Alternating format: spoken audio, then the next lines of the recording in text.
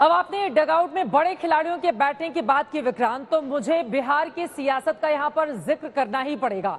बिहार में आज इंडिया गठबंधन की सीट शेयरिंग का फॉर्मूला तय हो गया, लेकिन इस लिस्ट में कई धुरंधर खिलाड़ियों को अपने घरेलू मैदान में ही डगआउट में बिठा दिया गया है। सूत्रों से खबर यह निकलकर सामने आई है, इस सिलेक्शन में लालू प्रसाद यादव चीफ सेलेक्टर की भूमिका में थे, जिन्होंने अपने पसंदीदा खिलाड़ियों को तो खोलकर मौका दिया। वहीं सहयोगी दल के बड़े चेहरों को अब एहसास हो रहा है कि क्या टीम बदलकर उन्होंने बड़ी गलती कर दी है।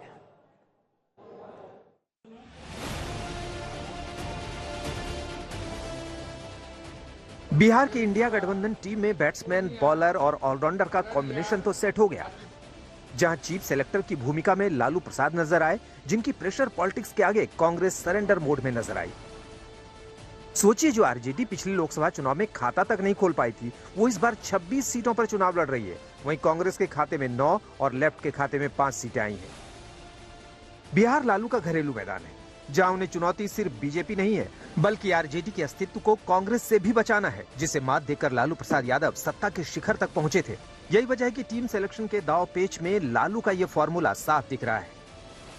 अपनी पार्टी का विलय करके कांग्रेस में शामिल हुए पप्पू यादव को पूर्णिया सीट नहीं मिली, जहां से आरजेडी ने बीमा भारती को उम्मीदवार घोषित कर दिया। सबसे बड़ी बात, पप्पू यादव और उनकी पत्नी जिन 3 सीटों से चुनाव जीते हैं, वो भी आरजेडी के खाते में। चाहे वो सुपौल की सीट हो या पूर्णिया की या फिर मधेपुरा। ऐसे में सवाल ये कि अगर पप्पू यादव पूर्णिया सीट छोड़ते भी हैं, तो उन्हें कांग्रेस कहां से टिकट देगा। वहीं बेगूसराय सीट में कन्हैया कुमार के साथ खेला हो गया, जहां लेफ्ट ने अपना उम्मीदवार उतार दिया, जबकि पिछली बार लेफ्ट के टिकट से ही इसी सीट से कन्हैया चुनाव लड़े थे। सियासी खिलाड़ियों ने मौसम का मिजाज देखकर टीम तो बदल ली, लेकिन वो नई टीम में बेंच पर बैठने को मजबूर है। वहीं ओवैसी की एंट्री ने बिहार की सियासी सीरीज को द्विपक्षीय से त्रिकोणीय बना दिया है। बिहार में ओवैसी ने 11 सीटों पर चुनाव लड़ने का ऐलान किया है, जिसमें ज्यादातर सीटें सीमांचल की हैं, जहां मुस्लिम आबादी अच्छी तादाद में है। ओवैसी को इसलिए भी हल्के में नहीं लिया जा सकता है, क्योंकि विधानसभा चुनाव में ओवैसी की पार्टी 5 सीट जीतने में कामयाब रही थी। हालांकि बाद में ये विधायक आरजेडी में शामिल हो गए थे। अखिलेश यादव प्रेशर पॉलिटिक्स का सफल प्रयोग यूपी में कर चुके थे, जहां सीट शेयरिंग से पहले ही प्रत्याशियों के ऐलान के बाद कांग्रेस दबाव में दिख रही थी।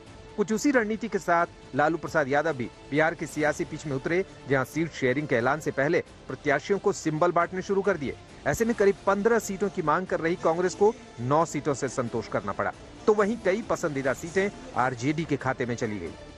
पटना से शशि भूषण और रोहित सिंह के साथ आज तक ब्यूरो।